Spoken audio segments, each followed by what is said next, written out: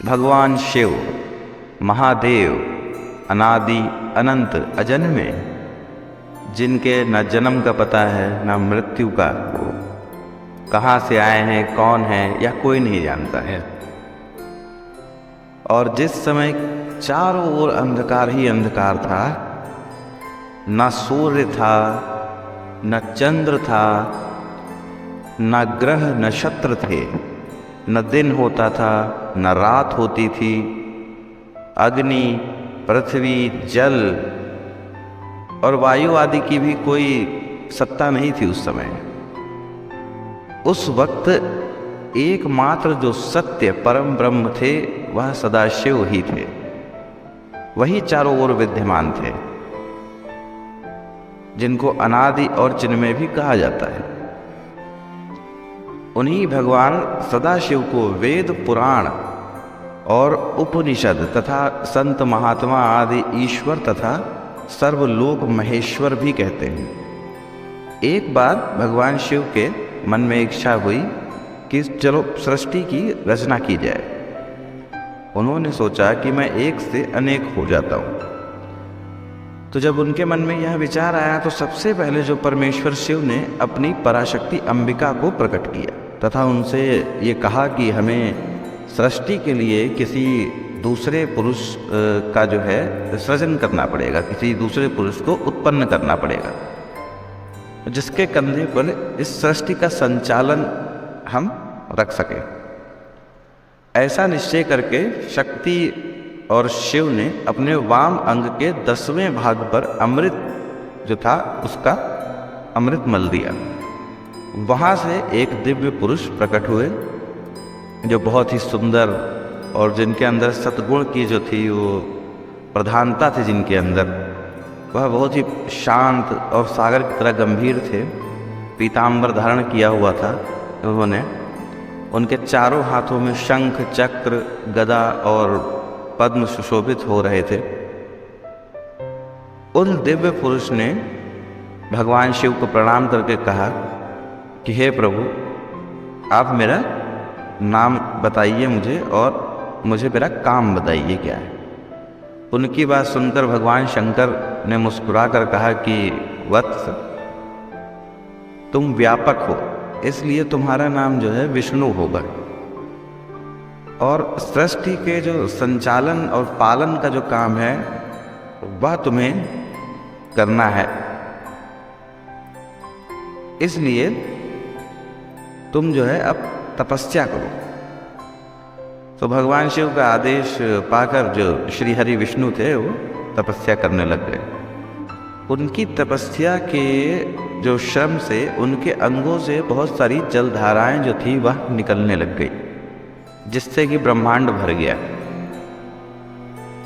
उन्होंने और वो तपस्या करते हुए जब विष्णु जी थक गए तब उन्होंने उसी जल के अंदर जो था शयन किया जाकर, उसी जल में जाकर वह सोए। तो जल का एक नाम होता है नार। तो नार में सोने की वजह, नार में शयन करने या सोने की वजह से ही उनका एक नाम पड़ गया नारायण।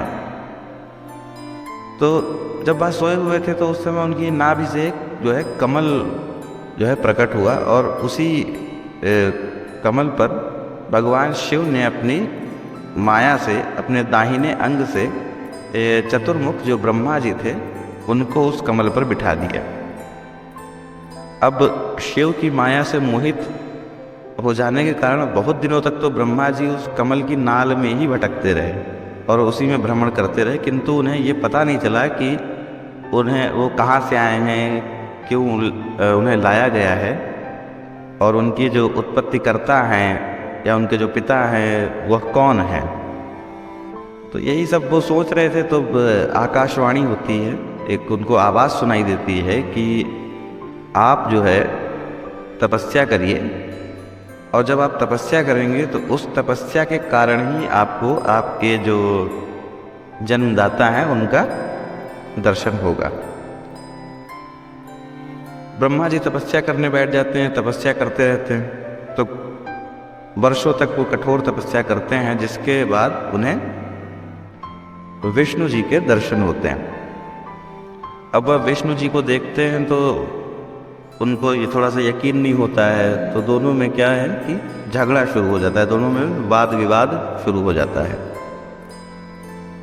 तभी जब वो उनके बीच झगड़ा चल रहा था तो उनके मध्य में एक दिव्य अग्नि स्तंभ जो था वो प्रकट हुआ और एक आवाज़ आई कि आप जो है इसका ओर और छोर ढूंढो। तो ब्रह्मा जी जो थे वो ऊपर की ओर चले और विष्णु जी नीचे की ओर चले। तब विष्णु जी जो थे वो भी थक गए कि उन्हें उसका कुछ और छोर नहीं मिल रहा था, और ब्रह्मा जी भी थक गए कि और छोर नहीं मिल रहा था। अब दोनों वापस आए। यहाँ पर जो एक कथा या एक कहानी उसमें कहते हैं कि ब्रह्मा जी ने आकर झूठ बोला था कि उन्हें जो है इसका और छोर मिल गया है, जिससे शिव ने उन्हें श्राप दे दिया था क्रोध में कुपित होकर कि आप जो है वो पूजे नहीं जाओगे, आपकी पूजा नहीं होगी क्योंकि आपने झूठ बोला है। जिसके बाद और विष्णु जी को ये वरदान दिया था कि आप जो है वो पूरे विश्व में आपकी पूजा होगी। जिसके बाद भगवान विष्णु जो थे और ब्रह्मा जी जब उन्होंने कहा कि भाई हमें और छोर नहीं मिला है, तो भगवान विष्णु जो थे वो स्तुति उनकी गाने लग गए शिव की। और स्तुति, देखिए स्तुति एक ऐसी चीज़ है जो आप किसी को भी प्रसन्न कर सकते हैं स्तुति के द्वारा। इस पे हमारे जो कालिदास हैं, महाकवि कालिदास जी, उन्होंने भी उन्होंने भी लिखा हुआ है इसके बारे में।